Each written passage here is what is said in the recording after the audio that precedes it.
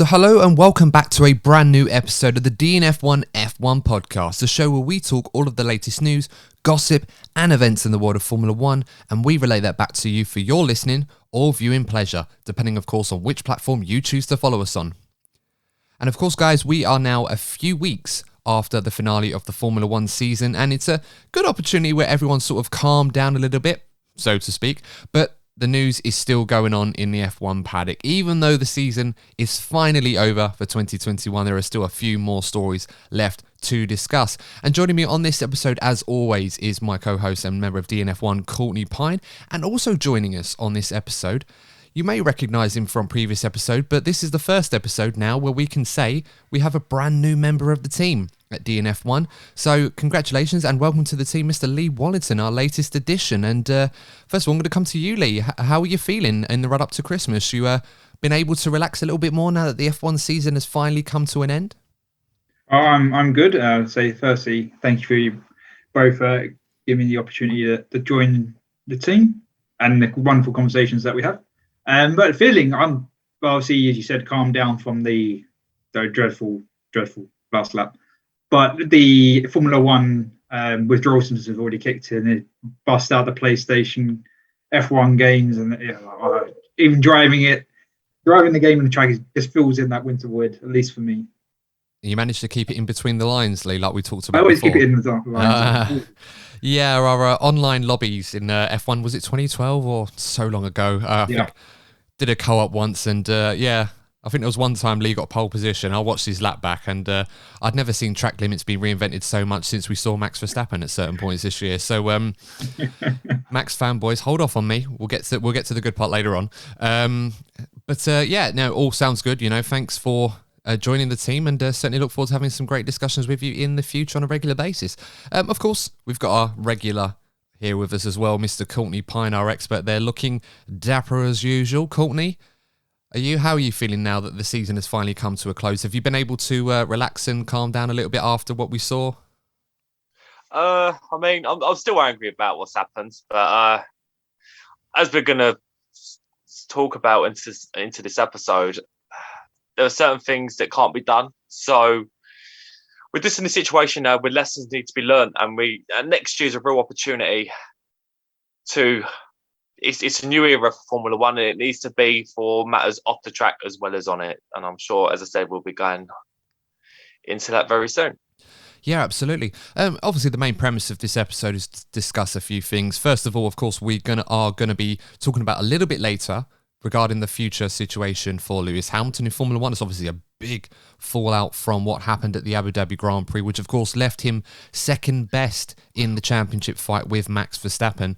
And now, of course, the news that we have heard over the last week or so that we are going to discuss, there's certainly going to be ramifications and potential consequences regarding his future in Formula 1, which we will be discussing in due course in this episode. But the first thing I wanted to talk about, guys, was the news that we got on the day that we had the prize-giving gala at the FIA last Thursday, was that Mercedes officially announced that they were dropping their appeal, or withdrawing their appeal from regarding the situation in Abu Dhabi, with the controversy regarding the last lap incident and the safety car, of course, with Lewis Hamilton and Max Verstappen, which, of course, by and large, does give us that confirmation that Max Verstappen is now officially the Formula 1 World Champion for 2021, the third time in which we've had to say that over the last week or so. So not a bad achievement for Max Verstappen, being announced Formula 1 champion 3 times in the space of a week.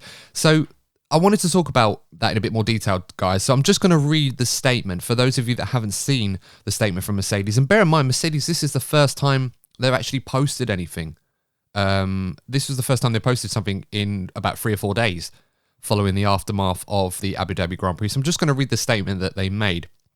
Now, Mercedes F1 team, they said on their social medias, "We left Abu Dhabi in disbelief over what we had just witnessed. Of course, it was part of the game to lose a race, but it's something different when you lose faith in racing. Together with Lewis, we have deliberated carefully over how to respond to the events at the Formula 1 season finale. We have always been guided by our love of the sport, and we believe that every competition should be won on merit. In the race on Sunday, many felt, us included, that the way things unfolded was not right. The reason we protested the race result on Sunday was because the safety car regulations were applied in a new way that affected the race result, after Lewis had been in a commanding lead and, of course, to win the World Championship. We appealed in the interest of the sporting fairness, and we have since been in constructive dialogue with the FIA and Formula 1 to create clarity for the future so that all competitors know the rules under which they are racing and how they will be enforced. Thus, we welcome the decision by the FIA to install a commission to thoroughly analyse what had happened in Abu Dhabi and to improve the robustness of the rules, governance and decision-making in Formula 1. We also welcome that they invited the teams and drivers to take part. The Mercedes-AMG Petronas team will actively work with this commission to build a better Formula 1 for every team and every fan who loves this sport as much as we do. We will hold the FIA accountable for this process, and we hereby withdraw our appeal. Now, whilst I've made a hash of reading most of that, as most of you will probably agree, there's a lot to unpick from that appeal by Mercedes. So, Lee, I'm going to come to you first on this one. First of all, are you surprised that Mercedes have withdrawn their appeal on the decision at the Abu Dhabi Grand Prix? My initial thought was, I am surprised that they've withdrawn it. They had a strong legal case regarding the application of the rules, and they could have easily, well, I say easily, it probably wouldn't have been easy, but they could have had a big argument and to make that point because the rules were on their side. However, after a time of thinking through their statement, it makes sense because they wouldn't have been able to depose Max as champion and get the race result annulled effectively or put back a lap, which is really what they wanted. And that just wouldn't happen. And they obviously, the bad publicity of pushing it through court and how much damage that would do to the Mercedes brand probably came into the decision as well. Yeah, it's a lot of good points there because I think one of the important ones that you made there, and I think this is kind of ultimately what Mercedes were trying to go for, I don't believe for a second that Mercedes were really considering the spirit of the sport here. Now, I know that's not a jibe or a jab at Mercedes over this because, you know, there's probably some amount of it in their mind, or even the smallest amount of good spirit that they probably felt that, you know, that they could get from this decision. But I don't think for a second that after what they've been through, what Lewis had been through at this race, and obviously what the implications were from it in the fallout, that Mercedes were really going to be interested in trying to preserve good relations with the FIA or try and preserve the spirit of the sport when what had happened to them that was so appalling. Clearly, in my mind, and obviously as you've mentioned, Lee, their main incentive for trying to pursue this appeal was to potentially get this race result overturned in favour of Lewis from lap 57 and, by extension, crowning him the world champion. As, you know, Mercedes, Lewis himself, and a lot of people, including us, felt that that's what was going to happen and probably what should have happened. Courtney, in addition to what we've just discussed already, where are your thoughts with this? Are you surprised that Mercedes dropped their appeal regarding this, or are you a little bit disappointed that they did, maybe? I'm obviously a little bit disappointed, but I'm not surprised. When I say disappointed, I'm not disappointed with Mercedes themselves. I'm just disappointed with, I think, the obvious issues that there are at the very top. I think the social media blackout by Mercedes does suggest to me that they did go through every avenue they could. And then when they realised it wasn't possible, obviously that's when they put a statement together and let us know what the situation was. I think, look, this isn't just an FIA matter. I think we've seen it in football with FIFA and UEFA as well. When you've got organisations that are this big and they've sort of been formed over years and years and years, and you had the same people in place for such a long time, there is a lot of what's the best way of putting it? A lot of self-interest, looking after each other's backs. I'm not going to use any trigger words to get this channel in trouble, Adam. Don't worry, mate. I can see your face there. But there is, when these organisations have been going for such a long time, it's very difficult to get the big decisions overturned. You know, we look again with football. There was a certain World Cup that people wanted to be, well, 2 World Cups that people wanted to be reassessed, but we knew it wasn't going to happen because of the bodies that are at the very top. And I think this is what Mercedes realised they was coming up against. And I think that goes on to the issue that the fan base have. I think even if the decision itself was overturned, I think you'll have had two issues there. You'll have had, first of all, the issue within F1 itself hasn't been addressed, because that was the issue that the fans have. Obviously, you have Lewis Hamilton fans who are upset with the result, but Lewis Hamilton fans and obviously casual fans of the sport were upset with the way that it happened. I think that's the biggest issue, is the way that it makes the sport look. And I just think if Max was to be robbed of his world championship, you'll have had rage from Max Verstappen fans, Red Bull fans, and some people that are neutral as well. So you'd have had one problem solved and then another one would have begun. But it's all come from the same source, which was the way that the race director decided the outcome of the World Championship, which is absolutely disgraceful. As I said at the start, I'm still very angry with what happened there. And I just think moving forward, we just have to make sure that F1 remains a sport, because what we saw last week certainly wasn't a sport at all.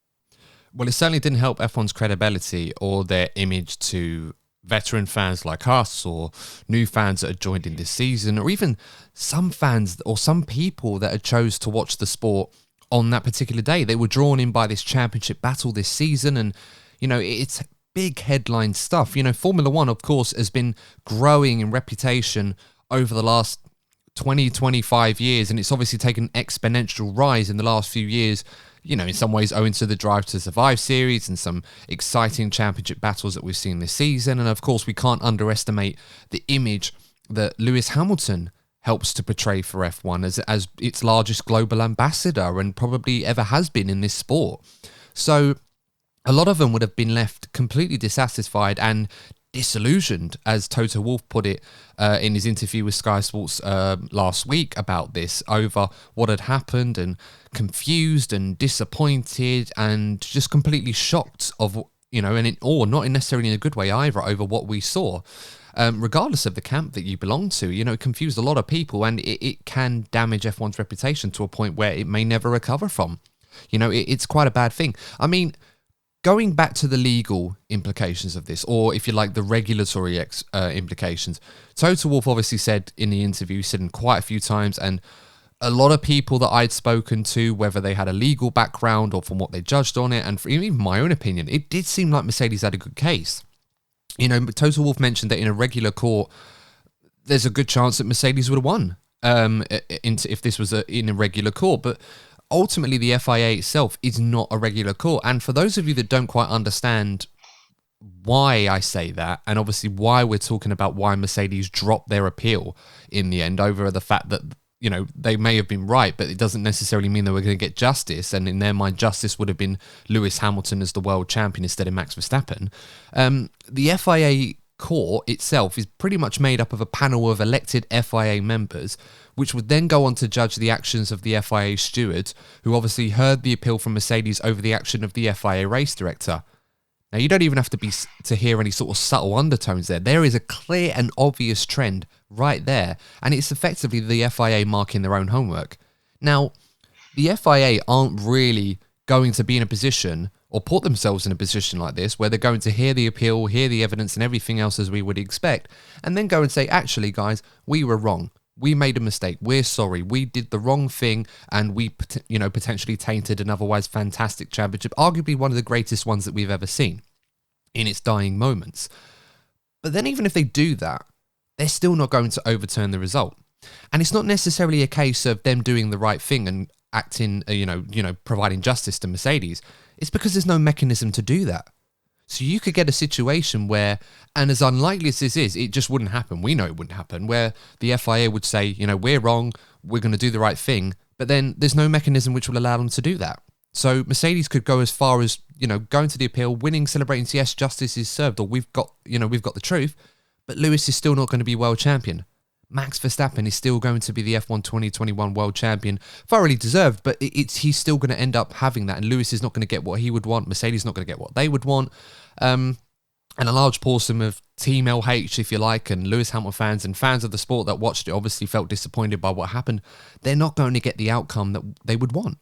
So it shows huge flaws in the current system with the FIA, which I kind of guess brings us to our next point, guys, in that, is the current FIA appeal system, or the International Court of Appeal by extension at the FIA, is it fit for purpose? Is it still fit for purpose? Has it ever really been fit for purpose? Because this isn't a new thing. We've known this for a long time. It's just reared its ugly head in the worst way possible in this season finale.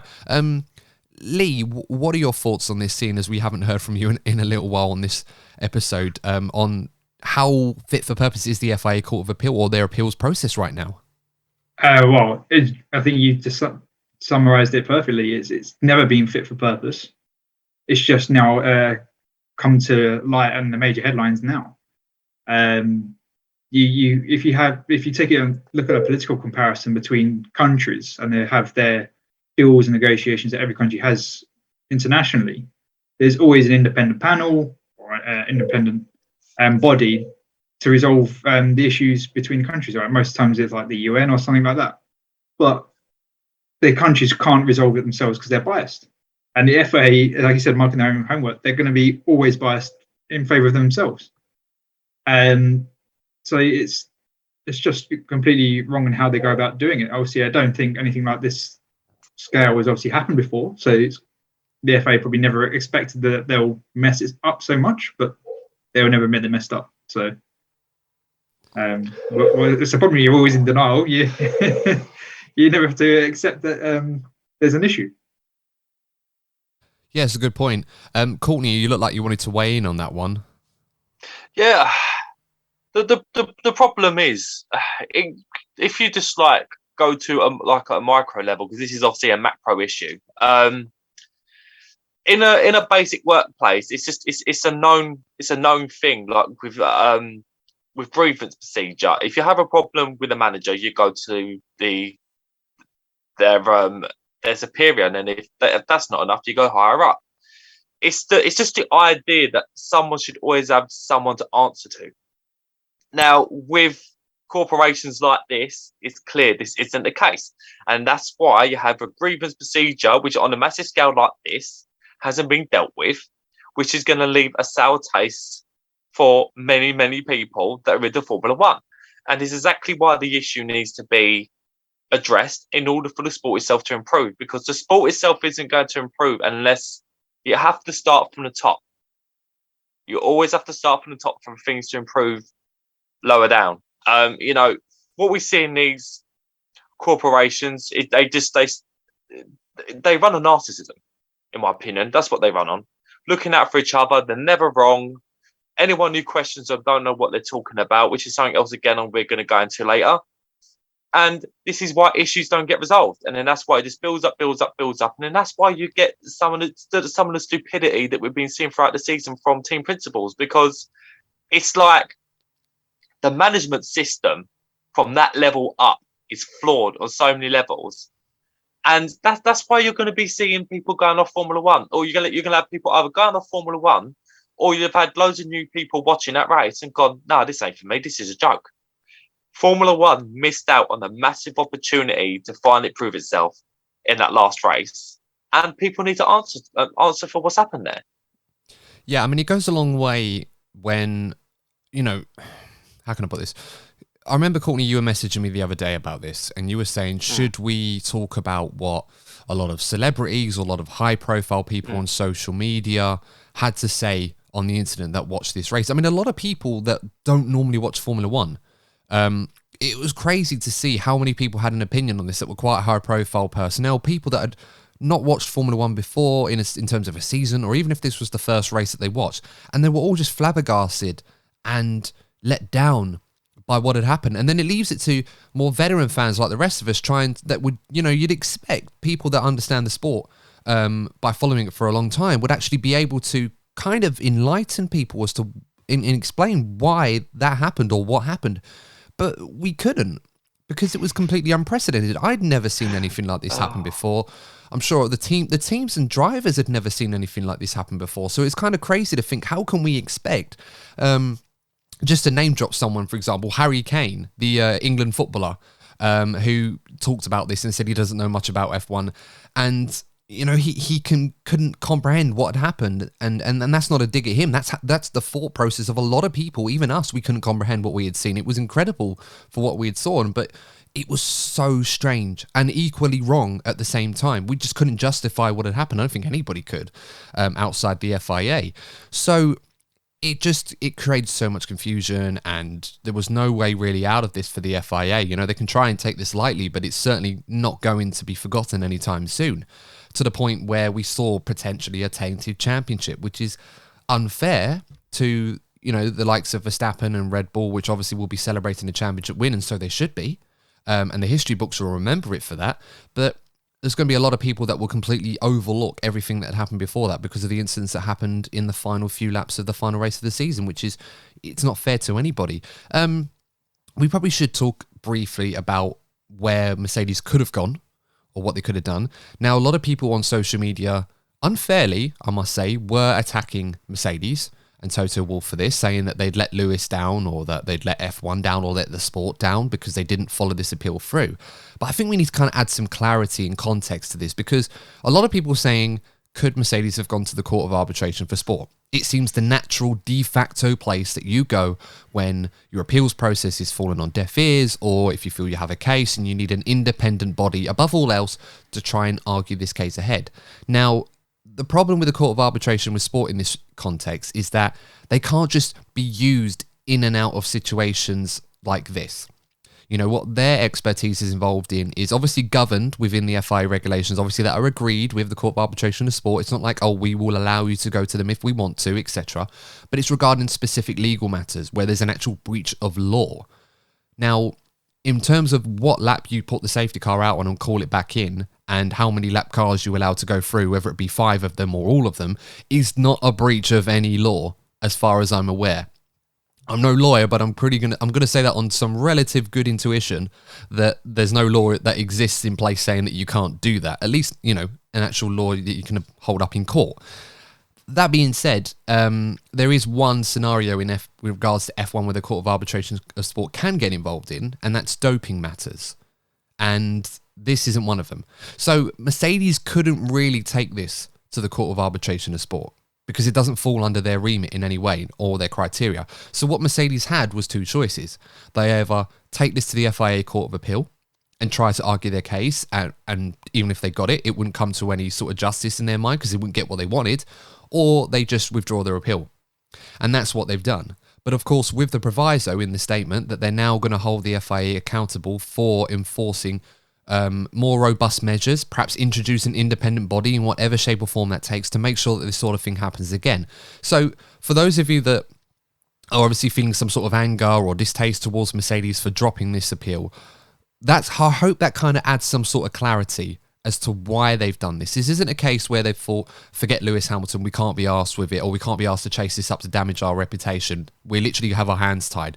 There's a case of arguing for what's right and for getting justice, and unfortunately for Mercedes and Lewis Hamilton and everybody that wanted a justified outcome, they're not going to get it. We have to just draw a line in the sand now, accept it for what it is. The record books will say Max Verstappen is world champion, and you can argue that till the cows come home, but that is what... That's life now, I'm afraid. So we have to move on from that.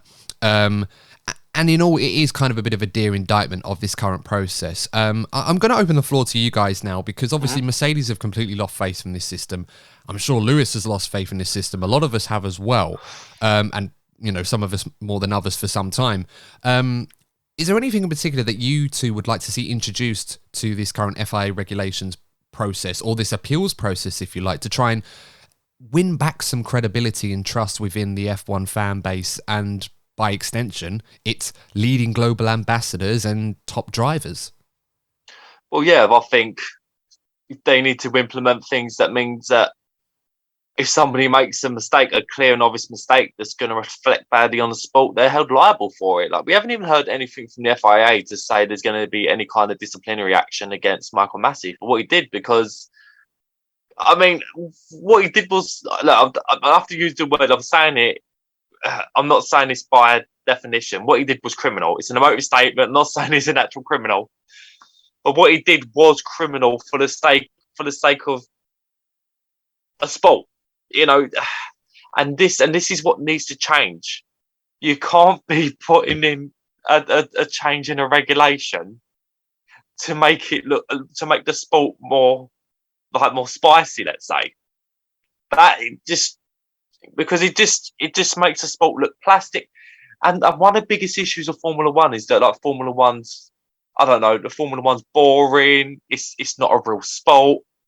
If you bring stuff like this in, of course it's not sport. It's for me, it's reality TV.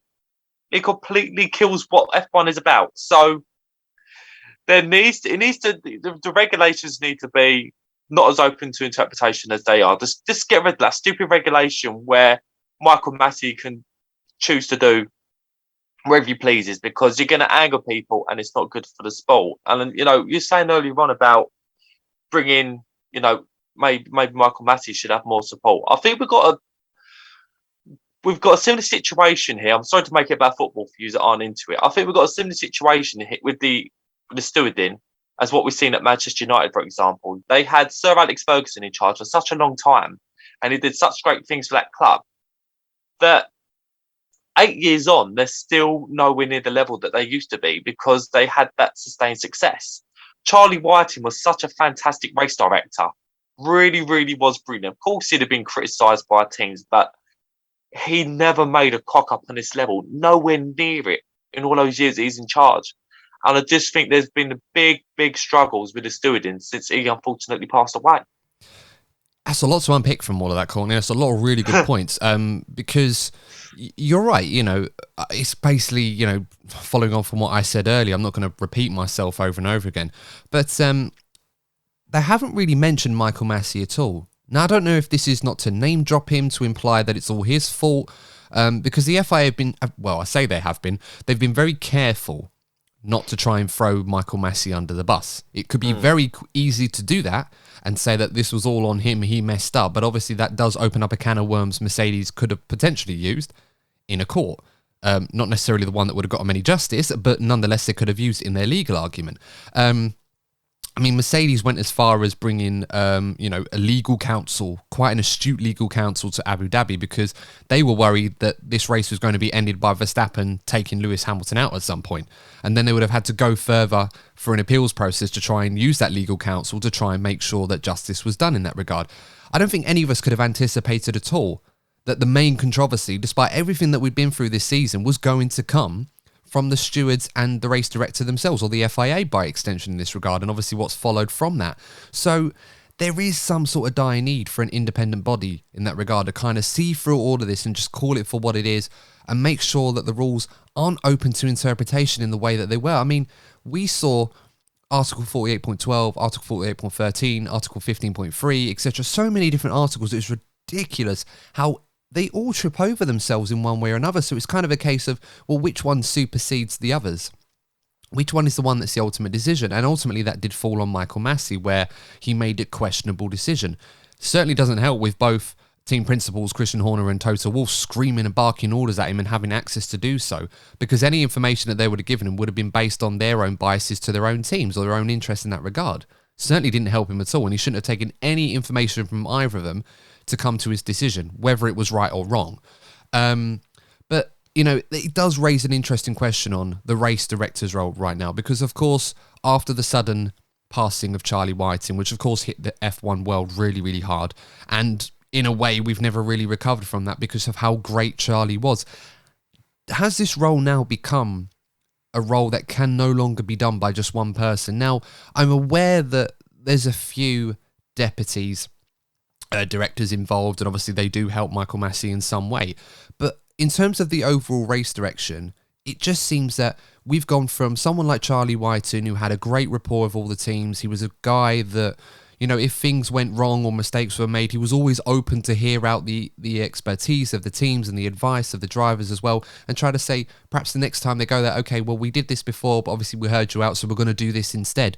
You don't really get that from this current regime with Michael Massey and obviously those that support him as well. So, Lee, do you think it's time now that perhaps we need to introduce something where there's more involvement in race direction? Not necessarily 3 people or 2 people being the race director or co-race directors, where it creates all sorts of confusion. I still think there should be one voice at the top of it all, but is there a need now for perhaps from a communications perspective or certain other parts of this one massive job that seems impossible to hire someone for? Does Michael Massey perhaps needs more support, or whoever the race director will be next season? Do they need more support? Well, I think you've already made an important point that there are deputy race directors, so he has a team to liaise with and discuss his decisions before obviously making them public. So he's not alone in his decision making, but he probably does need some support. But it may not just be, we need more people to discuss it or more people to. It's more if he's still there next year. So I think Courtney said in the previous episode I was on, it's more about the personality and the backbone. Michael seems to be very influenced by the team principals, as you just said. Not obviously you just said that he's influenced, but they're speaking to him and he takes their opinion on board and doesn't stick to his gut feeling. He obviously changed his mind in that last race. So it's more about having a person that can stick to their decision, and that's it. But obviously, just as an outlying thought, why not just put Amazon AWS as the race director and let the AI algorithms come up with which rules to follow, and then there you go. There's discussion. FIA's decided. Yeah, I can honestly say the most questionable thing to believe this season, above all else, was that AWS graphic, which was predicting qualifying performance based off of FP2 and FP3. They'd always put the odd asterisk when someone was out of position. But it was someone obvious, like if Verstappen was like in the midfield or Hamilton was in the back or something because they hadn't done any respective times, or Mazepin was near the front. It was like there's always an asterisk saying this is not quite accurate. They're probably a bit out of place. Just to name an example. But no, you're right. It is. I don't know. I just feel that we were so lucky to have someone as good as Charlie doing the incredible job that he did, that I guess we didn't appreciate how brilliant he was, to the point where, they say no one is truly irreplaceable. Well, maybe in the context of what the role requires now, perhaps he was.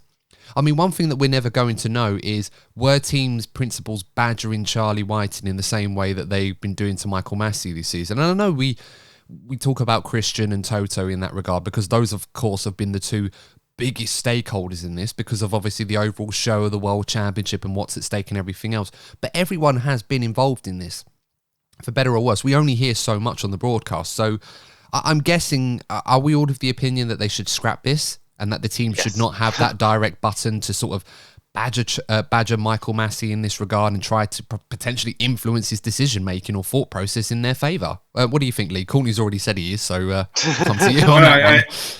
I think the team principal shouldn't have a direct line, but the teams should have a direct line to members of the race director team. If it's a deputy, but it shouldn't come from the team principal. It should come from a member of the team, because obviously they have the direct line with Michael for safety reasons.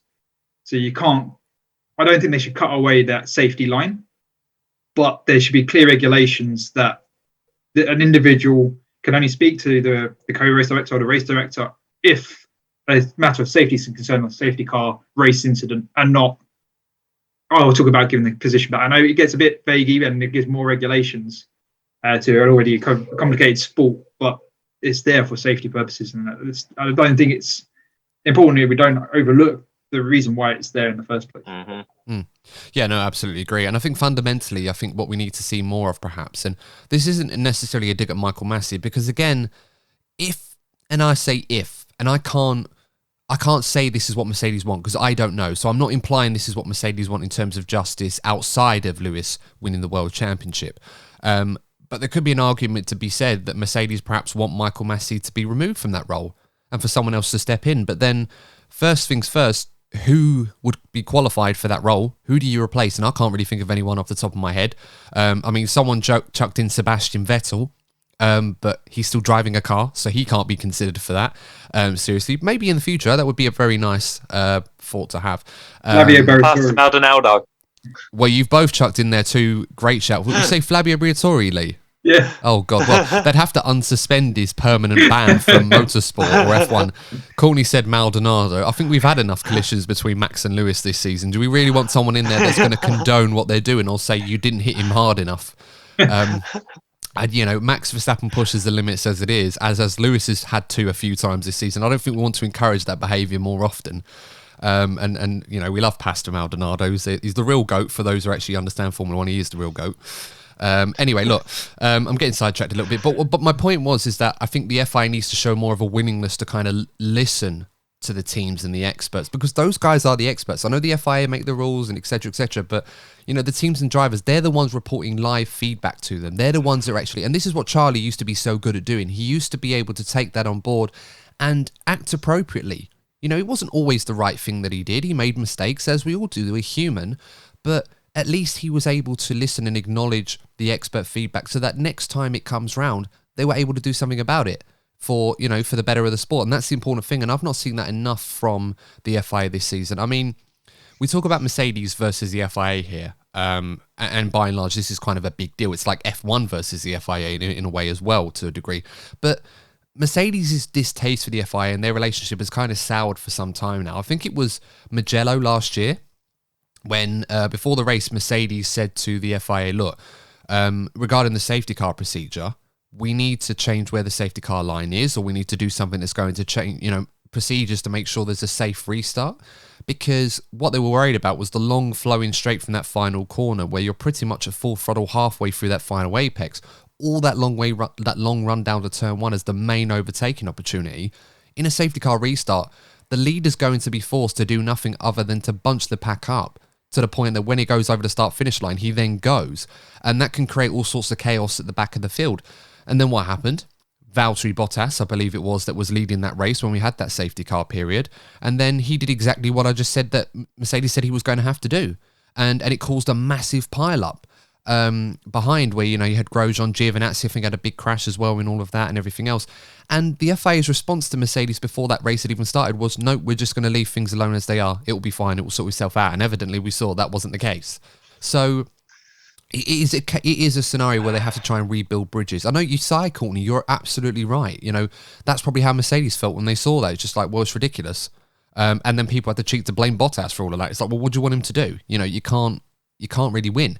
So there has to be a willingness for them to listen and to learn those lessons and to invite that feedback, but more importantly, apply the lessons learned from that, so that they're actually looking like they're trying to make progress rather than say that, you know, we know best, you guys just butt out. Well, you know, that's just not how it's not going to work well. I want to move on now to the FIA statement.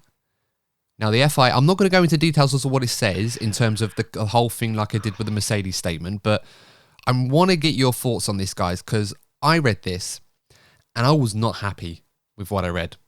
I wasn't happy with the timing, because I think it was on a Wednesday last week when this was put out, before we knew the conclusion of the Mercedes appeal process. And more than anything else, it just seemed to add fuel to the fire, or try to deflect attention away from the FIA, or try to blame other people for this. Courtney, what were your thoughts on this statement when you read it? Were you equally as annoyed as I was, or what were your thoughts? Do you know what? In a way, I was glad it actually happened, because if anyone had any doubt of the issues that we're upset about over the past week or so, there's your proof. They just seem to have a complete misunderstanding of how the fans feel about the sport. And it's literally your job. You know, you have one job, and that is to represent not only the drivers and the teams, but the fan base. You have to give the fans what they want, because at the end of the day, it's the fans that put the money into the sport in one way or another. So, you know, probably best to listen to us. They just have a complete disregard. And it just goes back to everything we've been saying. That statement alone, and like the tone behind it, the yell of attitude behind it, it just represents that they just thought it was like they spoke about us as if like we're idiots, as if we're almost like we're primitive, and that, you know, listen to us, that we're going to tell you how it is, okay? Listen to us, let us educate you, you mere peasants. That is how they made us feel. And again, I'm pleased it happened, because there was so much attention on this matter from not only fans of the sport like us, but casual fans, that they've got to see what is causing the issues that have blighted Formula One for years now. Yeah, Very much so. It's a really good way of putting it. Lee, what were your thoughts on this one? Do you agree with Courtney's, how can I say, reaction? I do. I think it was all fluff. There was no substance. It was completely arrogant, and how they come across and portrayed their statement.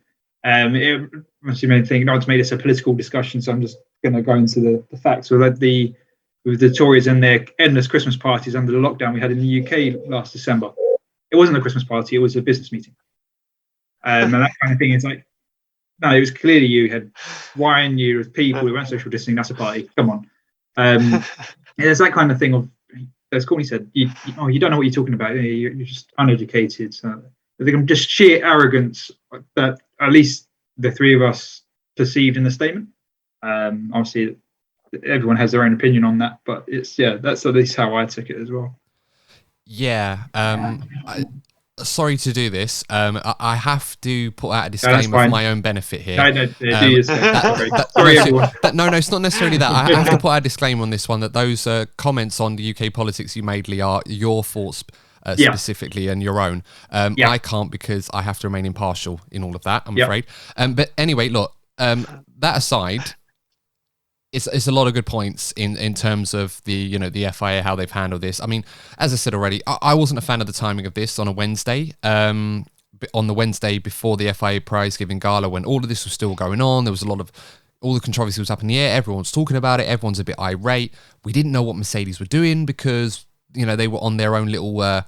They were on their, how would I put this? They were practically silent, I suppose. They hadn't said anything following the Grand Prix or anything else. They hadn't put out their statement to confirm their position. And for me, there was a few things that I saw in that really frustrated me. The use of the word clarification exercise, or the phrase, if you like, to me, that kind of made light of what was a very, very intense situation. It was kind of say, all right, well, we need to understand what happened. Or like, this isn't a small thing. This has basically decided the world championship. It's tainted a otherwise fantastic battle between one of the greatest drivers of all time, if not the greatest, and a driver who is very much on his way now to becoming one of those greatest of all time, and has already ticked off a huge box in that by winning a world championship. Whether you feel he won it fairly or not is up for debate, but he's done it now.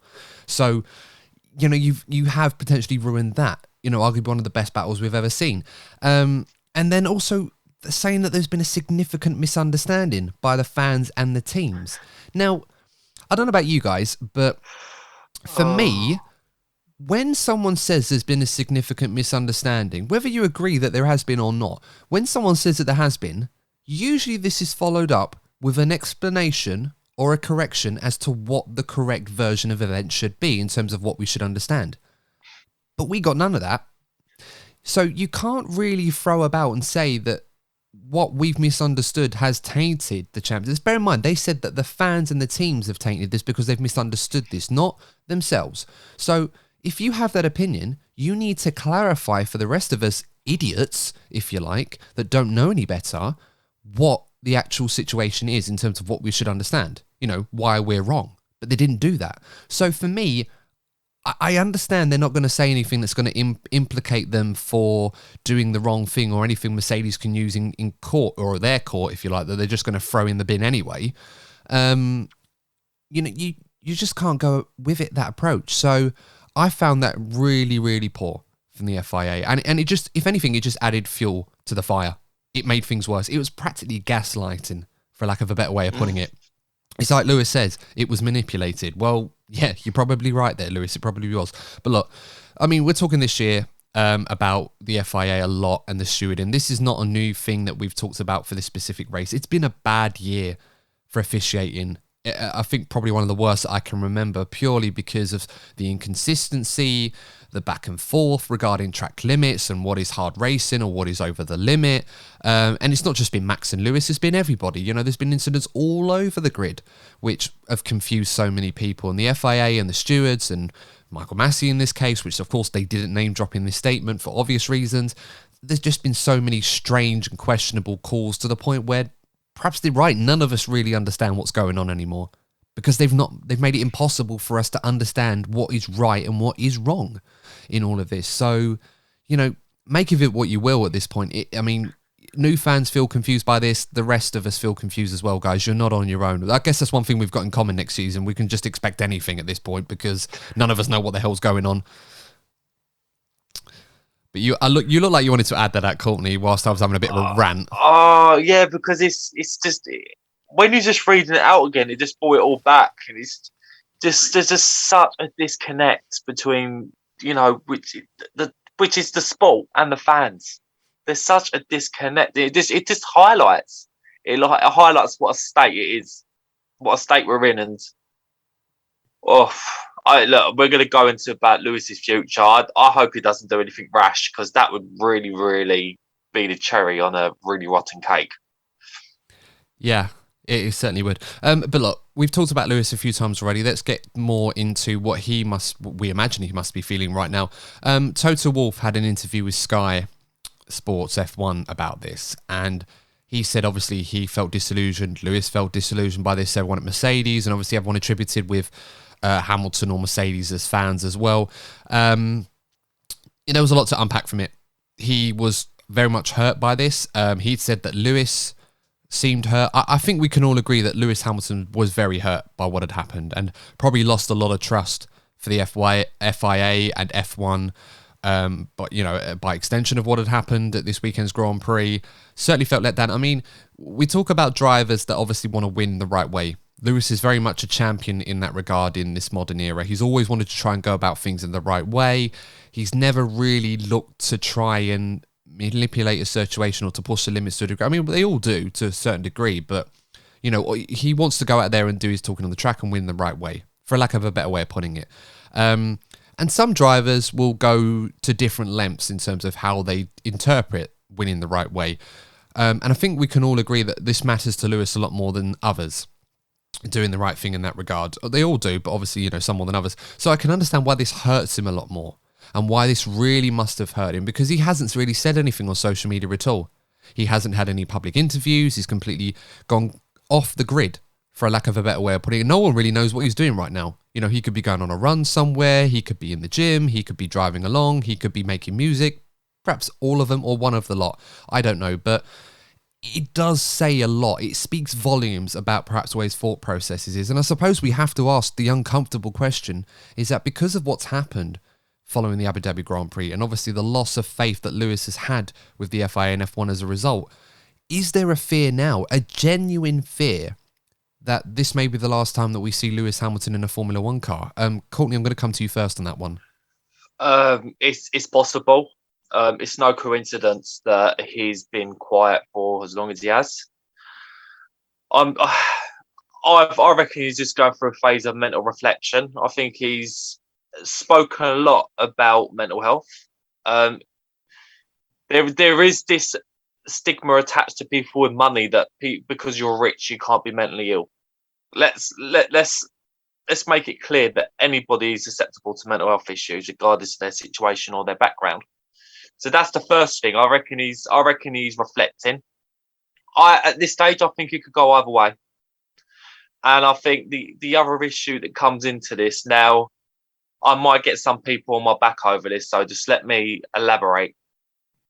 Let's not forget about the background that Lewis Hamilton comes from. Whether you agree or disagree, this is just my opinion. Lewis will have been, and it's been well noted in the earlier stages of his career that he has been the victim of discrimination, whether it be direct or subconscious discrimination. He has been exposed to that throughout his career, since he was a kid, actually, from his karting days. Now, this kind of decision that took place, there will be a part of him that feels that he has been yet again at a disadvantage because of his background. Because we know that he's been very vocal about it in the past, been very passionate about it, with the statements that he's been making before, the gestures he's been making before races. And it wouldn't surprise me if he does feel this way. So I think there's a lot going on. I think this is a very raw, emotional issue for him, not just for a racing sense, but for, what that decision represented for him personally. And that's why I just feel he's probably taking some time away before making any comments on social media. And I just think he's going to make a decision one way or another before the season starts. Yeah, no, I couldn't agree more with that. There's certainly a lot going on there, and it all adds up. I mean, we're talking about F1's greatest global ambassador, the guy that's done so much for this sport, has gone through so much, as you said, so many difficult periods throughout his career, not necessarily on the track, off the track as well, especially, and has always been at the forefront enacting change and positive change. And obviously the work that he's put in on both counts has been, you can't really you can actually obviously understate, but you can't really understand how significant a character he has been, and one of F1's greatest ever drivers, and what he's achieved. And the way that this has all been handled has definitely dealt a massive blow to him, to the point where there is a possibility that he may not return to Formula One. Lee, any thoughts on this? What are your thoughts regarding Lewis Hamilton's future? Do you think this could potentially jeopardize his future in F1, or do you feel that maybe he may stick around for a few years and that be that because of what's happened? I do agree, Courtney. I think he's at least considering it. It's well known that Lewis has other interests outside of Formula One and different activities that he may want to. He's talked about pursuing, but obviously he's always that's my side hustle. We call it a side hustle, but obviously a bit more than just a side hustle. But he may be like, yeah, that's it. I'm not enjoying this anymore. They've ruined it. Walk away. Yeah, he's dead. I do think he's gonna probably make a decision closer to pre-season testing. Probably get through the Christmas period, spend time with his close ones, and then really think about it once his emotions have died down. But I personally hope he doesn't walk away, and I hope the competitive side of Lewis drives him more to stay than the emotional damage he obviously has taken from the fallout of the race. Obviously, the new regulations means a new car, means new opportunity, new racing, new driving style, and it could be all these different interesting. I know as much as Lewis says he doesn't chase records, but the 8th title, I'm sure that'd be, come on, I just need that car next year. I can get the 8th title. I'm sure he considers that as well, and he knows what Mercedes has been doing with their car for next year. Obviously, he doesn't know what other teams are doing, but if he thinks Mercedes have got a good car next year, that may also in play in part of his decision. So I think there's a good chance, but I just really hope it's the competitive side that wins out, because he's, regardless of your opinion on Lewis, it is enjoyable to watch. Or at least that's my opinion. And he has done a lot for the sport through his years there. So it would be a shame to lose him without even a farewell from the fans. He just disappears over the winter break. That'd be a shame to see. Yeah. I mean, for my thoughts on this, I kind of agree with you a lot here, Lee. I think what Lewis is probably hoping what he's doing is that he's basically just taking himself out of the F1 bubble, put F1 in the bin for a little while, that a better way of putting it, and just concentrate on things that are just better for his own mental state, enjoy the holiday season, of course, see family if he can, and, do the things that Lewis loves to do outside of F1 that kind of gets his mind right into a point where he can calmly reflect on what has transpired, and obviously look through at what has been an incredible season, an incredible battle with Max Verstappen. And hopefully that will give him the motivation to come back and say, right, well, obviously in his mind and a lot of people's minds, ours as well, that he should be an 8-time world champion, but the fact is he's not. And perhaps that will give him the fire that he needs to come back and say, right, well, I've lost my crown through whatever circumstances may be, but I'm going to go and get it back. And perhaps that battle with Verstappen will give him that motivation. And I don't think Lewis is the sort of person, and I mean this in the nicest way possible, I'm not trying to dig at him, but Lewis is not the sort of person to run away from a situation like this. And I certainly hope that that's the case. Lewis is a fighter. He's the sort of person that when his back's against the wall, he's at his most dangerous. And we've seen that a few times this season already. I mean, that comeback towards the end of the season, super engine or best car or whatever you want to call it, you still got to go out there and do what they did. And some of the performances Hamilton put in, Brazil is a great example of how incredible he really was when the chips were down. And to put him in a position where he should have been world champion at the end of it all. I just hope I'm right, and I hope we're right, that Lewis just needs to take some time away from F1 to sort of cleanse his mind of all the crap that has happened, for lack of a better way of putting it, and just come back stronger as someone who's still in the peak of his powers, evidently, from what we've seen. There were talks early this season, was Lewis past it? Was Lewis on the decline? He's proved evidently that he's nowhere near that. So hopefully that continues, and hopefully this battle with Verstappen and what's to come in F1 2022 with the new regs and this new generation of drivers is enough to convince him to stay on in F1, whether it be for 2 years or for 5 years or whatever. And the FIA as well, as we haven't talked about them in this argument too much, but they do owe F1 a lot, and F1 as well. They owe the fan bases a lot. They owe Mercedes a lot. They owe Lewis a lot. I think they've underestimated how much they've hurt Hamilton and Mercedes in this. I really, really think they have. So I think they have a lot to do to rebuild this relationship, to kind of convince and motivate their greatest asset in Lewis Hamilton to come back into F1 next season and, for lack of a better way of putting it, go again. Go for that record. Be the leading gun in this title fight, alongside his new adversary, his new rival, Max Verstappen, the world champion. Try and get that crown back. I really hope it happens. I'm sure a lot of you watching this and listening to this hope it happens as well, regardless of what camp your interest is in terms of the drivers or the teams. Because until Lewis is ready to go on his own terms, F1 will be significantly weaker without him. Not to say that he is bigger than the sport. There is no one bigger than the sport. Schumacher wasn't, Senna wasn't, Prost wasn't, Fangio wasn't, Lewis certainly isn't either. But F1 obviously becomes significantly weaker when they always decided to call it a day, especially when drivers are forced to call it a day earlier than they would like to. Before we get our final thoughts on this, guys, obviously we had the new FIA President, Mohammed Ben Suleiman. Sorry, I apologise if I pronounced that wrong. I think it's Suleiman. Something like that. I apologise if I've pronounced that wrong. But the new FIA president-elect is to replace Jean Todt, who had to step down after serving his maximum term. He certainly comes across as a racer who has a racing background that obviously wants to make these FIA protocols more robust and obviously wants to make improvements. He cited that, which is obviously good. Didn't really do himself any favours by trying to have a dig at Lewis Hamilton by saying he's disappointed he didn't turn up and that there will be retribution for him not turning up in accordance with the regulations of Article 6.6, where the drivers that came first, second and third have to attend the prize-giving gala. I don't think you really want to be trying to take shots at someone over what the regulations say, over what's right or wrong to do, especially when it's fresh in the mirror. I think we can all agree. So I'm going to leave that one alone. I can't say I know too much on Mohammed, as Lee's just moved on for a sec, so we'll get him back afterwards.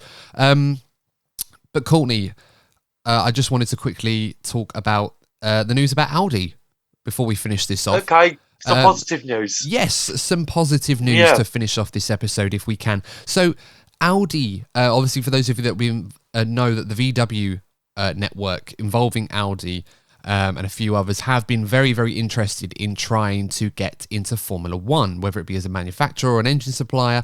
And there's been a lot of emphasis on the 2026 engine regulations that they've been very involved in the discussions. Now, Audi have sent a formal letter to the FIA to basically tell them that they intend to enter Formula One. Now, this confirmation will probably come early next year, as we'd imagine. We don't know what capacity that's going to be as a manufacturer or an engine supplier only. But, Courtney, what are your thoughts on this? This is good news. Potentially, we may end up with new teams on the grid. Yeah, this is exactly what Formula One needs during a dark time, let's say. I think one of the issues that I've raised it many, many, many times, is that we have a lot of young talent that we're currently not seeing. I think most notably right now, Oscar Piastri. I think, he's one of the drivers that really, really needs to be in Formula One. And if we had one, maybe two more teams on the grid, he would most likely have had an opportunity next year. So I think I'm hoping that they're going to add to the grid rather than not replace Haas, for example. I'm hoping we'll have 22 cars on the grid, possibly 24 like we did before, because we do need to be having the best of, the best talent on the grid. And I feel that we're being robbed of that at the moment. I think it's also good to see a well-known manufacturing name in the team. I'm a little bit snobby in that sense. I like to see the big car manufacturing or the big sports car teams coming up against each other. And it is one of the reasons why I don't really like Red Bull. It's just the idea of a drinks manufacturing franchise winning championships. I like to see, if Mercedes or Lewis Hamilton's team aren't winning, I want to be seeing it be between McLaren, Ferrari, for example. So having a team like Audi coming in is good for Formula One, I feel. Yeah, I couldn't have said it better myself. I'm certainly looking forward to seeing where this one goes. Hopefully we might get a new team out of it. I think F1 has been a bit shortchanged with only having 10 teams on the grid. And incidentally, of course, this will create other options for drivers, as you mentioned. Someone like Oscar Piastri, who should be in Formula One next year in criminal fashion. He's not. It's just crazy how the F2 champion, who's been so good this year and has been good for many years in Junior Series, is not going to get the opportunity to compete in Formula One. That said, of course, we'll just have to wait and see. I'm just going to let Lee back into the chat, actually, because he had to go away. I think he said his PC laptop died on batteries. So bear with us, viewers and listeners. We might be able to get Lee back on this one if we can. See, I'm navigating this on Zoom. I have put him through to join, so it's just waiting to come through. But we'll just carry on talking anyway, Courtney, because we're going to wrap this up anyway. But and Lee is just about to join. The anticipation is real. If you're listening to this, you're wondering what we're doing. Right now, we're looking at a black screen where Lee's face should be. It's connecting and there we go. We've got Lee back. We've got him back. So, Lee, we were just, I was just saying to the listeners that obviously can't see what's going on, that you decided that you'd had enough of this and wanted to leave for the evening. But no, Lee's back with us. He's apparently his PC battery died on him and he forgot to plug it in. Rookie error. Yeah, pretty much. Sorry, all. First podcast as a DNF1 member, and he's already committing the rookie errors already. Don't fire me. Oh no! Okay, well, yeah. Anyway, we'll talk about this in your performance review later on. Anyway, we were talking about the Audi story, Lee. Obviously, Audi potentially joining Formula One in the future. As a little notification comes up on my one. So, yeah, we'll put that one in the bin. I'll make up my own regulations as we go along, because apparently that's the trend right now. There you go. What are your thoughts on the Audi story, Lee? I mean, this is quite exciting news. If this does, end up as a formal entry as a team, maybe into the sport, rather than just an engine supplier. I mean, it is very interesting news. Obviously, I don't mean to repeat what you 2 seconds of Millie. I wasn't there, so I do apologise. You'll have to tune in to this podcast to find out what we said. Oh, of course. It'd be interesting, especially the approach that they may take. Obviously, be better as a team than an engine supplier. But obviously, new team entrants have to pay that $200 million or euro joining fee. I don't know which currency it is off the top of my head, but they have to pay the fee to join as a new team. If they're going to bring in a new team, or will they buy an existing team or join forces with an existing team? So it'd be interesting. Obviously, I think we need more drivers. So a new team would be nice. Obviously, I want to have good quality drivers, not just pay drivers. But I obviously have to see on that. But yeah, I think they could do having an 11th team, a well-funded 11th team at that. Yeah, I mean, we were name-dropping Oscar Piastri as a driver that obviously should be in F1 next season and sadly isn't. And it's just another example of some great drivers obviously slipping through the net, really, because it's just not a lack of available seats. But yeah, let's hope it works out. I think the entry fee is around $200 million. I think it's dollars that they usually operate in terms of F1 currency. And pocket money. Well, with Liberty Media, yeah, it's going to be, especially the amount of money they would have made on the entertainment value, if you like, of the sport that they've not necessarily them, but the FIA have obviously prioritised towards the end of this season. But that being said, yeah, there's certainly a lot to look forward to, hopefully. So hopefully this will go some way to, increasing the number of entries in F1. I think we need that. So we'll just have to wait and see how it goes. Before we round off, guys, any final thoughts to anything that we've talked about that you haven't said or perhaps you want to reiterate? Yeah, I think going back to Lewis, I think someone that's divided so much opinion throughout his career. I think he's gained a lot of fans with what's happened. I think some people got to know Lewis on a level that they didn't really understand previously. So if one positive thing has come out of this, it's definitely a lot more respect for Lewis from more people. Very well said. And Lee, any final thoughts before we round off?